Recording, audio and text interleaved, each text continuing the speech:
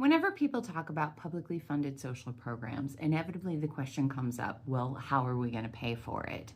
And I actually think that's a super valid question. What tends to get overlooked in these discussions is the fact that we are already paying for it.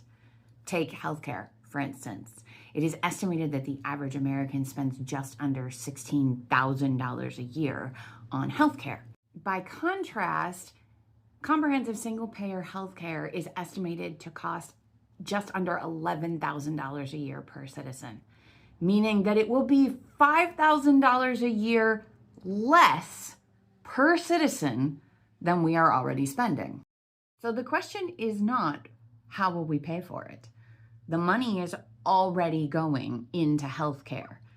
The question is, are we willing to redistribute the burden and revamp the system in order to save 68,000 lives a year? That's not a difficult question for me to answer.